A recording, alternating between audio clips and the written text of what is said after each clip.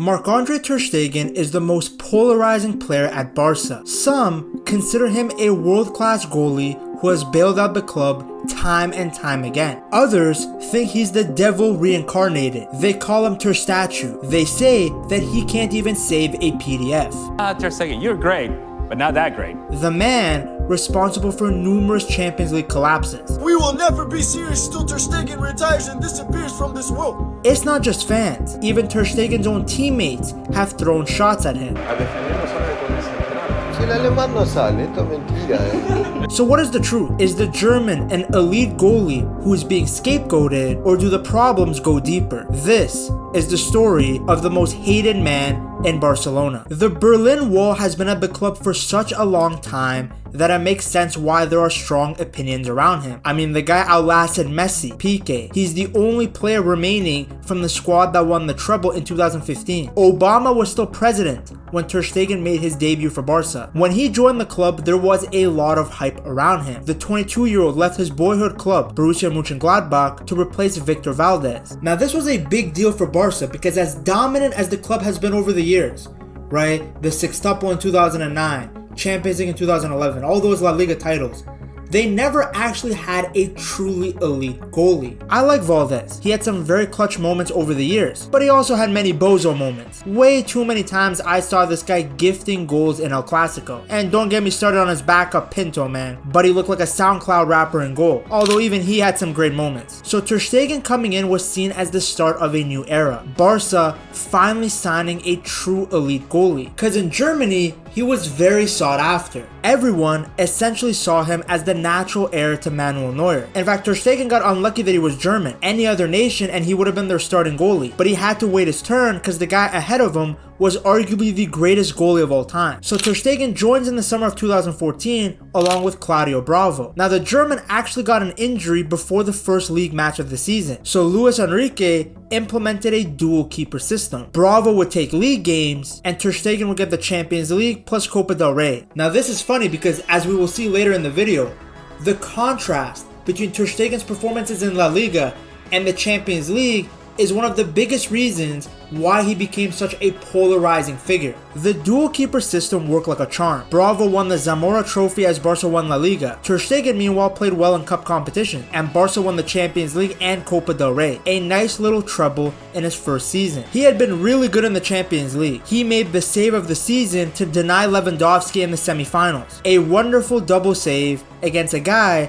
that would later become his teammate. Football is just one massive script. Now, even though Ter Stegen made a big impression in Europe right away, he had to wait for his chance in La Liga. In his first season, he didn't play a single match. Bravo was the only one trusted in league games. In his second season, he had to wait till September of 2015 to finally get his first La Liga appearance. And it was clear he wasn't happy sitting on the bench so often. Ter Stegen was young, ambitious, and ready to be the main man. He didn't come all the way to Barcelona just to be a backup. The tension got worse when the 23-year-old said that he would consider leaving the Camp Nou if the rotation policy continued. So in 2016, the club made their decision. They sold Bravo and handed the #1 spot to Ter Stegen. Now, depending on how you feel about the German, you will interpret this situation differently. Those who hate him will point out that it's not a great look that you're actively avoiding competition, especially since Bravo was doing a good job. It's not like Barca had a bum in goal. In contrast, look at the way that Thierry Henry viewed competition when he came to Barca. And I've been told that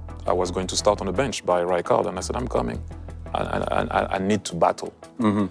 I need to battle in training. When I'm not challenged, I'm not really, I look for that challenge every day of the week. That's what I need. On the other hand, Ter Stegen supporters will argue that being a goalie, it's not like being an attacker. You can't just be subbed in. You have to play regularly as a starter so that you can adjust to your back line and get comfortable with the team. No matter which side you are on, this has always been a thing with Ter Stegen. He doesn't want to fight for a place. He wants to be the #1 unanimously. That's what players do, and you got to accept the competition. We saw a similar thing with Szczesny and the Garcia rumors. According to sources, he was considering leaving again if he wasn't guaranteed playing time, and those around the club weren't considering him a nailed-on starter anymore due to his decline in form and having undergone surgery in recent years. I just wanted to show that there's a pattern with Ter Stegen. He wants to be the unanimous number one, no matter the context, no matter the situation. Anyways, back to the 2016-2017 season. With Bravo gone, Ter Stegen became a full-time starter. But now came growing pains. Ter Stegen is a keeper who is very comfortable with the ball at his feet, but he's also very prone to big mistakes. In that season, one of his biggest mistakes came against Celta Vigo. Barca had cut a 3-goal deficit to 1, and then Ter Stegen did this. What's Ter Stegen done? You can't believe it. He's giving it away. What a nightmare. Now both Piqué and Luis Enrique defended him. They reminded people that Barca's philosophy is to play with risk, and mistakes like this can happen. They were right, and their belief in the German was rewarded. Here is Ter Stegen being involved in the goal that helped Barca make the remontada against PSG. A goalie this high up the pitch really is a polar bear in Texas moment. He also had made a really crucial save on Cavani in the dying minutes that kept Barca's dreams alive. But the next round was a different story. Barca completely collapsed against Roma. Now this was a team collapse, no doubt. Look at Barca's back line. What is Piqué doing? You can only really blame Ter Stegen for the first goal that Dzeko scored. He really should have come out earlier. He stays on his line way too much. A bad trait of his that even Suarez had pointed out. But he also made plenty of saves that game that bailed out the team. This was still early in his career, so there wasn't that much criticism around him. But as we will see later in the video, it's not that Ter Stegen gets blamed for these losses. It's that there's a question of could he have done more on the night, or at least delay be inevitable. In La Liga that season, he was incredible. Barca nearly went unbeaten in the league. Week after week, Ter Stegen was making unbelievable saves. Barca had the fewest goals conceded in the top 5 European leagues. And when you see his performance against Bilbao, you understand why. Then by the time the 2018-2019 season rolled around, Ter Stegen was right near the top of his game. At just 26 years old, he was no longer just a promising young keeper. He was one of the very best in the world. He had lightning quick reflexes, he was calm on the ball, and he had very smart positioning. And during this period, Barcelona's defense constantly looked shaky. Ter Stegen was the one that was saving the day. Look at the 2018 Supercopa de España. It was Ter Stegen's late penalty save that helped Barca win. The team attacked a lot and left gaps at the back, so it meant that Ter Stegen had to be sharp almost every game. And time again, he was making big saves when it mattered the most, at least in La Liga. That year, the world also took notice. He finished second in the 2019 Yashin Trophy, just behind Alisson. To be named one of the top 3 goalies on the planet was no small achievement. But as great as the domestic achievements were, I mean, he had won his 4th La Liga title now, the Champions League heartbreaks continued. Another crash out from Barca, a 3-0 first leg lead blown at Anfield. Now again, this was a collapse from the entire team, the entire back line. But the people who criticized Ter Stegen argue that if he's truly a world-class goalie, he should have been able to save some of these opportunities. The first one was a parry right to Origi, and the 4th one was the entire team, including Ter Stegen, being asleep during the corner. 3 minutes gone.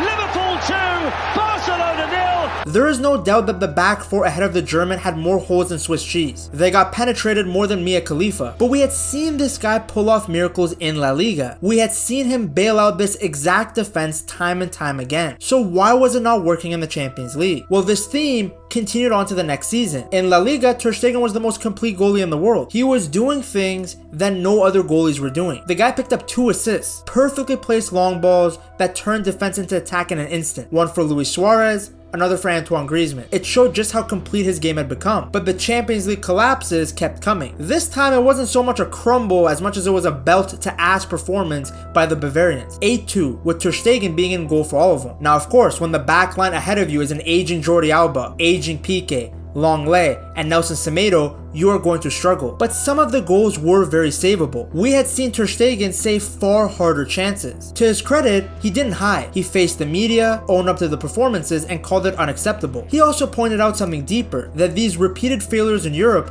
weren't just about tactics or formation, they were mental. In the next few seasons though, Ter Stegen's form began to dip even more. I'm not sure if it was because of the surgery that he underwent after the previous season, but he really wasn't anywhere near the elite levels that we had seen from him before. In the 2021 season, Barca were knocked out of the Champions League by PSG 4-1. Again, the majority of these goals are because Barca can't defend, but you can make an argument that Ter Stegen could have done more for that 3rd goal. It wasn't just this game though. His form had dipped significantly in all competitions now. In fact, Barca were rumored to be going for Onana during that period as they wanted to find a new goalie. Thank God they didn't. Another goalie who is supposedly better on the ball than shot stopping, yet makes a ton of individual errors, with the ball at his feet. But this was crazy to think about. Just a few years earlier, the idea of Barcelona moving on from Ter Stegen would have sounded crazy. He was the hero between the posts, the guy who was pulling off impossible saves when the defense fell apart. But things had changed. Mistakes were now creeping into Ter Stegen's game more. They kept happening in big moments. A spilled shot here, a missed punch there, small errors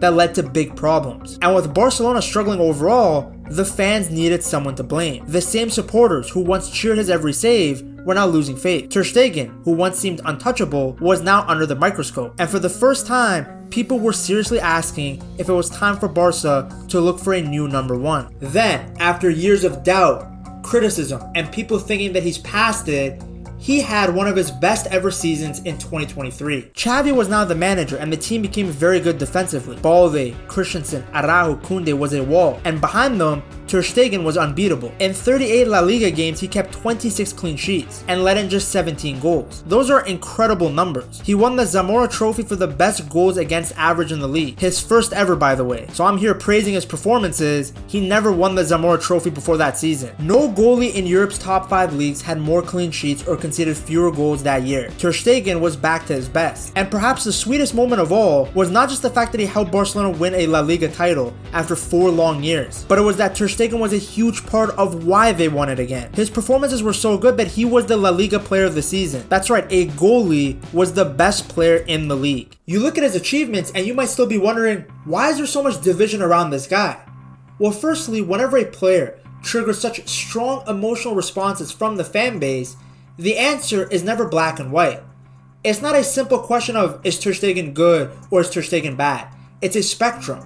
It's about how good is Ter Stegen? How bad is Ter Stegen? Because what causes the division is that the people who think he is elite don't want to hold him to elite standards. Yes, Barca's defense has not been the best. It's hard to be at your best as a goalie when your defense constantly leaks shots. But across a decade, we haven't seen that many iconic performances from the German in the Champions League. Compare that to Courtois, who has time and time again bailed out Real Madrid. There were many times where Madrid's defense was ass, or they were getting completely outplayed, and he was getting peppered with shots and opportunity. But the Belgian kept them in the game. He wasn't getting beaten at the near post. He wasn't freezing during a cross. Look at Sommer for Inter. The performance he put on against Barca. Look at Donnarumma for PSG. These guys are elite shot stoppers, and to perform in the Champions League, you need an elite goalie. You could argue that Ter Stegen hasn't been at his best when the lights are the brightest ever since 2015, and even then when Barca won, Ter Stegen still had some low moments. He parried the ball right to the only open Juve guy in the final. His movement definitely doesn't help him. This was an own goal he conceded, and yeah, he definitely can't save that. But the way he's jumping early, it makes it look like it was a simple goal. The other thing is that Ter Stegen doesn't dominate his box like other elite goalies. Too many times he either stays frozen on his line or comes out and doesn't get the ball. Now you may be saying, well, Szczesny made all kinds of mistakes like this